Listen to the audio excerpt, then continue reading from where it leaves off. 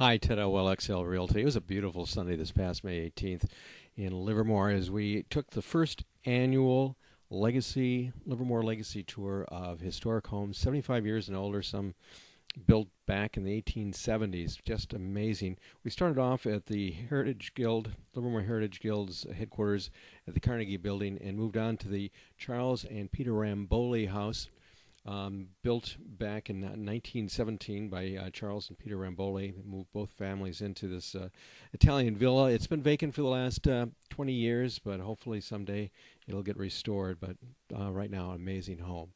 And just had a great time as we continue on.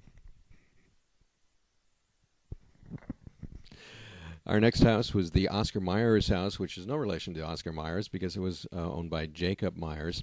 The Myers moved to the community of Livermore in 1872, fairly old residence. And on this lot, they built this home in 1894. It's a Queen Anne. It's currently occupied, and it was not sold from the family again until 1956. We then moved to the Julius Jacobs house, which is an outstanding representation of Queen Anne East Lake architecture. Jacobs purchased the Livermore Soda Company in 1895 and moved the business to the property they had purchased on K Street. Again, this is a Queen Anne style. It was built in 1897. Our next house was the Laughlin Moy House, which was apparently built between 1878 or 1879. Couldn't go inside. It's occupied by renters, but beautiful little house. Construction cost back in those days, $400. And it has a really nice garden wall built from clinker bricks, which are really interesting. And it's a very cute house. Next on the tour was the Thomas Scott home, located at 2175 7th Street. Scott arrived in Livermore somewhere around 1887 and passed the bar in 1889. The home was built at the corner of 7th and J Street in the spring of 1894. Initially a single-story structure, but in 1897 a second story was added to accommodate two growing sons. Beautiful home, and style is called vernacular.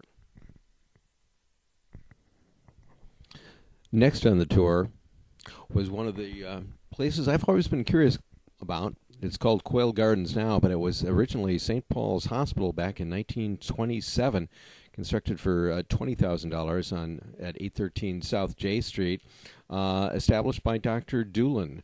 And it's really a wonderful facility, very interesting, a lot of original features still there, yet a very calm and nice place. Currently it's used as a residential care unit. Next up was the James G. Kelly home, and built in 1910, located on 828 South K Street in an arts and crafts style. Very cute home.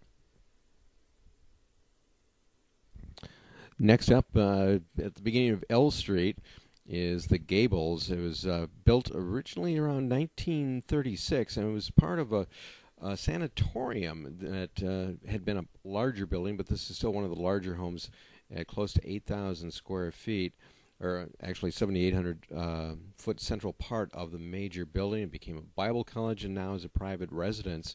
But amazing house, big, kind of difficult if you're thinking of contemporary, but still very unique for Livermore.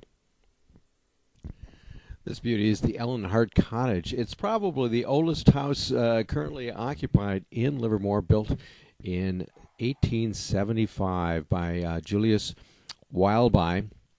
The architect Wileby was one of his first commissions in Livermore. He later designed and or built the Oddfellows Hall on First Street, the Masonic Temple at Livermore and First, and the William Mendenhall residence, as well as the Dr. McGill's home, now Stocking Realty at Livermore and 4th Street.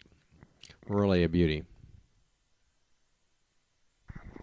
And the last two homes, the George Langan house, built in 1894.